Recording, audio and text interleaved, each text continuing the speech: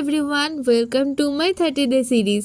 তো এটা হলো 30 ডে সিরিজের ডে 21। তো চলো আজকের দিনটা শুরু করা যাক। তো গুড মর্নিং এভরিওয়ান। সকালে ঘুম থেকে উঠে জিমে গেছিলাম, এসে ফ্রেশ হয়ে ব্রেকফাস্টটা করে নিচ্ছিলাম। আর তারপরে মা কিছু একটা প্রিপেয়ার করেছিল ভাত দিয়ে, সেটাই নিয়ে এসেছিল আমাকে খাইয়ে দিতে।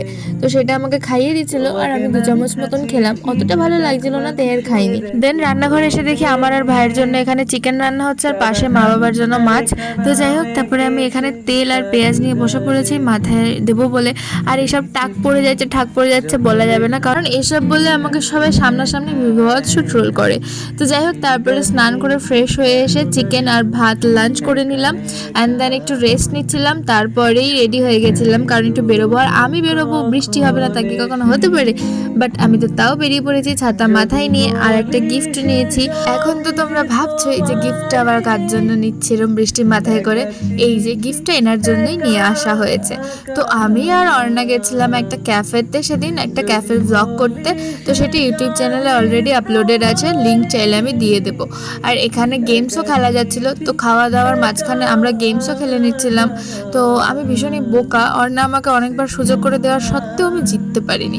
তো আমরা দুজনই পার্পল পার্পল ব্রেসলেট পরেছিলাম, আর এগুলো হচ্ছিল আমাদের ব্লগের কন্টেন্ট। তো খাওয়া দাওয়া করে আমি ওকে ওর পুজোর গিফটটা দিয়ে দিলাম, যেটা ওর জন্য এনেছিলাম। আর ও আমার জন্য একটা পুজোর গিফট এনেছিল, যেটা আমাকে দিয়ে দিল। অ্যান্ড দেন খাওয়া দাওয়া করে আমরা দুজনে বেরিয়ে পড়লাম।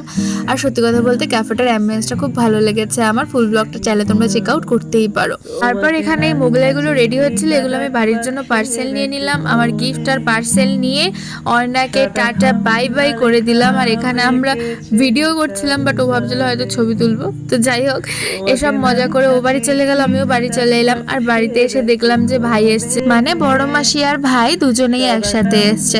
তো এখানে যখন 3 ভাই বোন একসাথে হয়েছে, তখন একটু শয়তানি বান্দরামো হবে না? সেটা তো হতে পারে না। তাই আমার ভাইয়ের সবসময় স্বভাব যে একে তাকে খোঁচাবে, তো সেটাই ও খোঁচাখুচি করছিল। আর দেন মা ওই ঘর থেকে ডাকলো, সবার জন্য খাবার বেড়েছিল। তো এভাবেই দিনটা শেষ করলাম। তো আজকের মতন টাটা।